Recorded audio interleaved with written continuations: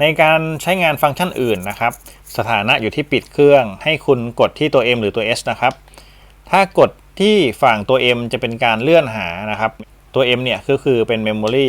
สามารถเลื่อนลง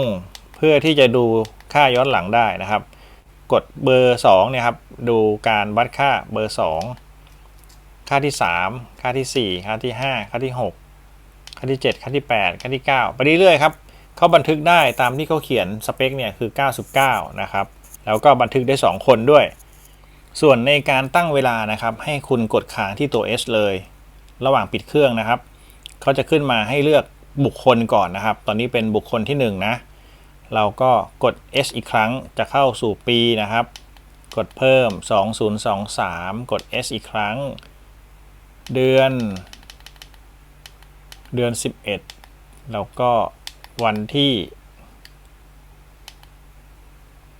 รู้สึกว่าจะเลยครับโอเคไม่เป็นไรครับโอเคเอาใหม่ครับ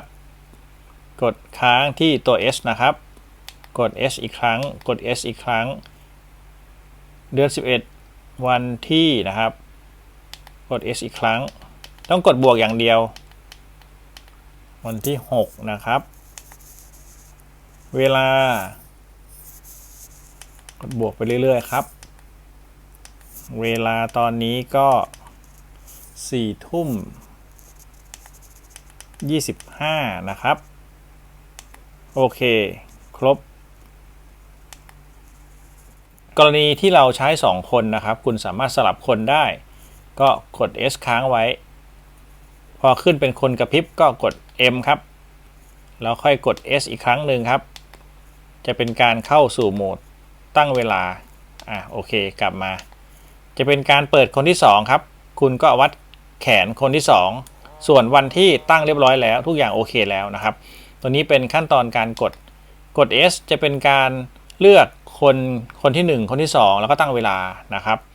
ส่วนการกด M ก็คือการเข้าสู่โหมดการดูย้อนหลังแต่ว่าผมเคลียร์ไปแล้วนะครับเราจะกลับไปเป็นคนที่1ก็โอเค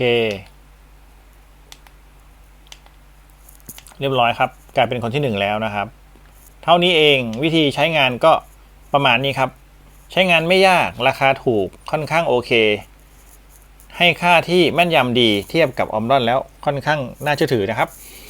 คุ้มค่ามากๆสำหรับคนที่ต้องการพกพาไปวัดตรงไหนมาไหนด้วยแต่ว่าต้องปฏิบัติตามเงื่อนไขนะครับจะต้องปฏิบัติตามเงื่อนไขตามนี้ที่เขาเขียนเอาไว้ก็มาสั้นๆเพียงเท่านี้ถ้าเกิดท่านใดมี